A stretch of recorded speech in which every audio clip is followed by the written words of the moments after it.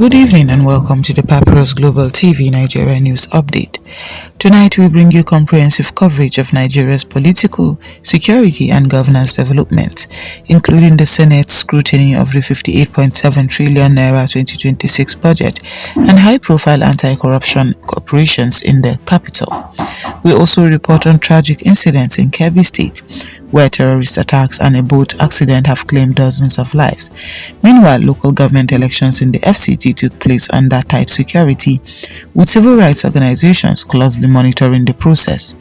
Controversy continues in the police force over tenure extensions, raising questions about statutory compliance and institutional transparency. In sports, the Super Falcons announced a reshuffle squad for international friendlies against Cameroon, featuring shock omissions and surprise returns. Let us begin with tonight's top stories. Senate queries 58.7 trillion naira 2026 budget, considers possible reduction. Icpc raids El-Rufai's Abuja residence amid ongoing investigation. Dozens killed in Kebbi attacks, boat accident claims 14 lives.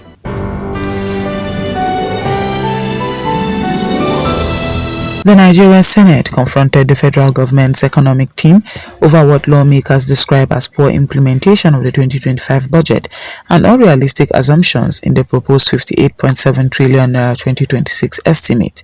Chairman of the Senate Committee on Appropriations, Adeola Olamilekan, questioned the confidence of the economic team in delivering on the proposal, citing unpaid contractors, insufficient capital releases to ministries, departments and agencies, MDAs, and a rising national debt profile.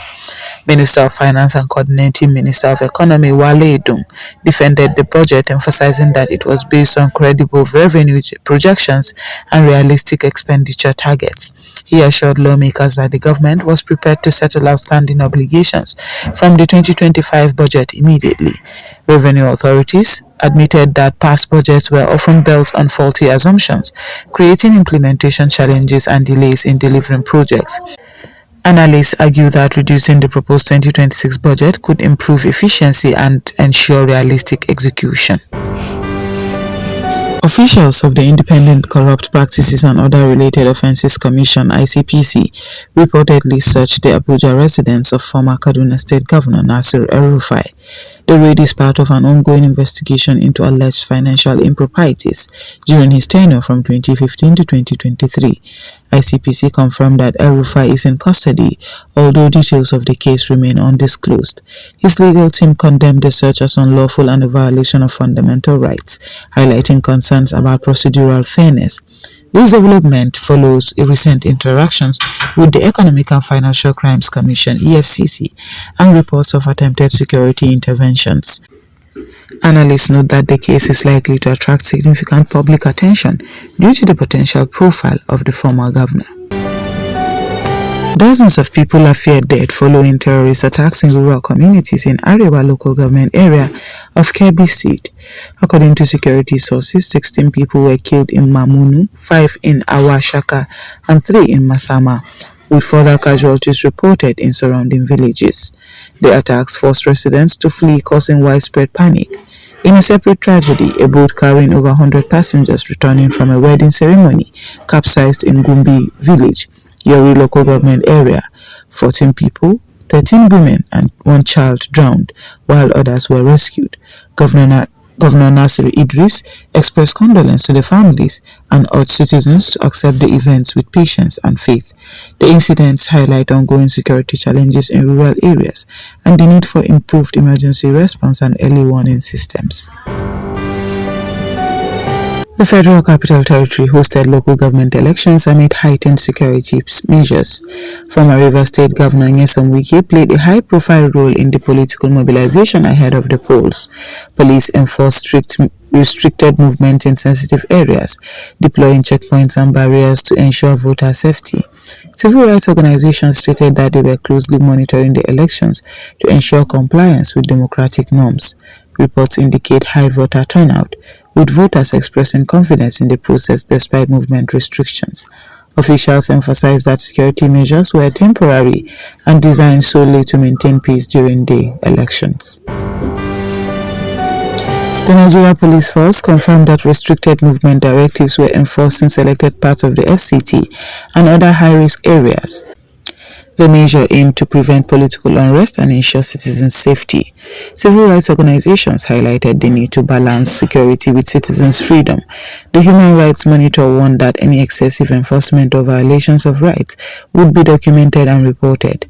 Authorities called for public cooperation, emphasizing that restrictions are temporary and meant solely to facilitate peaceful voting and prevent violence. The Inspector General of Police, Kayode Egbetokun, remains in office following amendments to the Police Act allowing him to complete a 4-year tenure despite reaching the retirement age of 60. The move has sparked debate about the legality and transparency of tenure extensions. Critics, including activist Omole Sowore, described the extension as unconstitutional and politically motivated. Supporters argue that the extension ensures continuity in leadership and allows ongoing security reforms to be completed. Legal experts note that the amendment created a specific clause for the IGP, creating tension between general retirement rules and tenure provisions. On sports today, Oshoala out as Super Falcons recall Monday, Okobi for Cameroon friendlies, and Gift Monday denies injury claims after WAFCON omissions. Head coach Justin Madugu has named a 25-player Super Falcons squad for upcoming friendlies against Cameroon ahead of the 2026 Women's Africa Cup of Nations WAFCON. Forwarding Gift Monday and midfielder Ngozi Okeogene returned after absences, while goalkeeper Comfort Erabo earns her first senior call-up. Notably, 6-time African Player of the Year Asisat Oshoala is absent from the squad. Captain Rashida Ajibade will lead the attack, supported by forwards Esther Okoronko, Chiwendu Ihezuo and Rinshola Babajide. Analysts say the squad balance demonstrates a mix of experience and youth in Nigeria as Nigeria prepares for WAFCON. Meanwhile, Gift Monday addressed her omission from the 2024 WAFCON squad, denying claims of injury on social media. The 22-year-old striker, who scored 14 goals and provided 4 assists across 28 appearances in Spain and the United States, insisted she is fully fit. Her exclusion sparked debates, particularly given her standout performance in the 2024-2025 season. Nigeria will continue preparations with friendly games against Portugal and Ghana in June ahead of WAFCON 2026. From governance, elections and accountability to security and sporting excellence, Nigeria faces pivotal moments across multiple fronts. The Papyrus Global TV remains committed to credible, accurate journalism, promoting transparency and fostering resilient, inclusive and sustainable communities across Africa. Stay informed, stay empowered by subscribing to our channel, and do also follow us on all social media platforms at thepapyrus.com. And for more updates, visit thepapyrusdaily.com. I am Christiana Babayo, and that will be bye for now.